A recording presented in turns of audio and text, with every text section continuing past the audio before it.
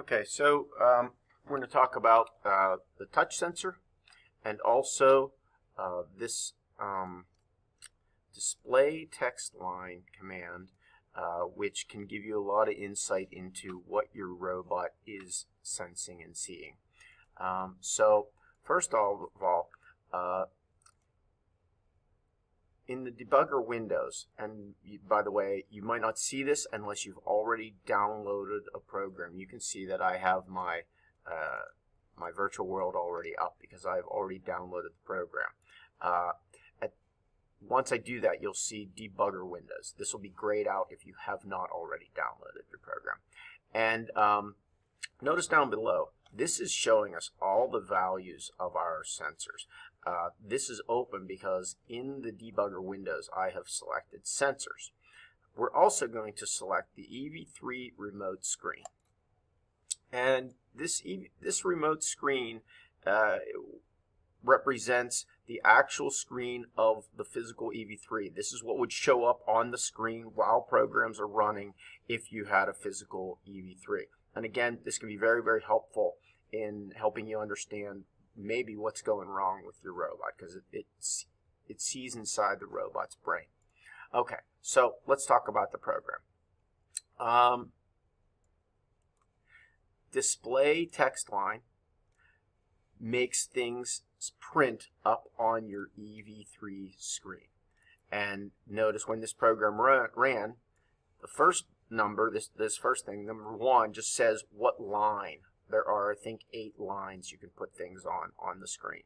So it's going to display on line 1 whatever is inside the quotation marks. In this case, it's these words. This helps you see what the robot sees. Sure enough, that's what we see over here. And you can also see that only a certain amount can fit. Okay, now we're saying we're using the touch sensor. In order to use the touch sensor, you'll use this command here, get touch value, and then the name of the touch sensor. Remember that these sensors and motors are named inside, if I go to robot, motor and sensor setup. There are 3 tabs here, standard models, motors, and sensors. And in sensor here we have the name of the touch sensor, and whenever we want to refer or call the touch sensor in our program, we have to type it exactly the same as it was named in sensors. So notice touch sensor with a capital S, and it's got to be exactly the same. So this will go find out what the value of the touch sensor is. And the touch sensor is nothing but a button that gets pushed back and forth, and it can either be 0 or 1. You're going to find out which is which, whether is 0 in or is 0 out. And we're saying while the touch sensor is 0, do what's inside these brackets. And what's inside those brackets? Well, let's go back. We have another display text line. Something's going to print up here, and this is going to print on line 2. Now we have this inside the quotation marks, this funny thing, %D. Well, if you put this special text %D, it won't print words like this. It will print some value that you have to tell it about.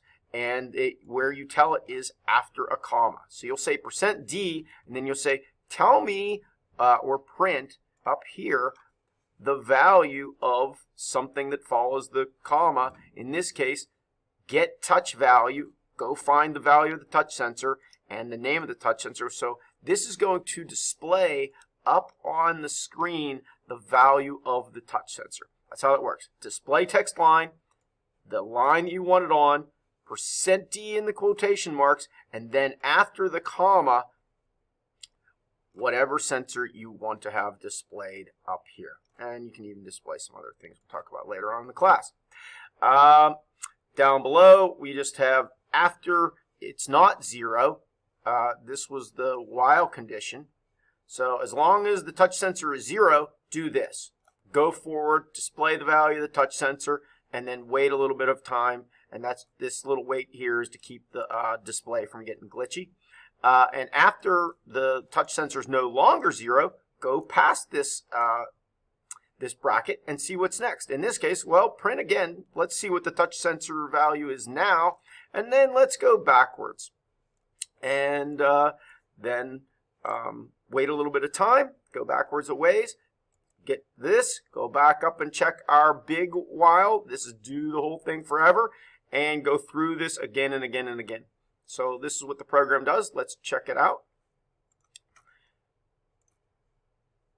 Here's our robot. It's supposed to go forward as long as the touch sensor is 0. And up here, while it's going forward, it's going to be displaying what the touch sensor value is. So let's just check this out. There it goes. Pause it. Right now, the touch sensor has not hit anything. The button has not been pushed in. It is 0. Notice down here, we could see the same thing. Here's our touch sensor. The value is 0. We can see that either one of those two ways. Up here in the remote screen, or down here in the touch sensor window, or the sensors window. So let's continue forward. And this a couple times. Notice, I paused it. The button is pushed in. It's 1. Let's continue. It backs away, it's 0. Backs away, it's 0. Backs away, it's 0. In is, when it's pushed in, it's 1. When it's out, it's 0.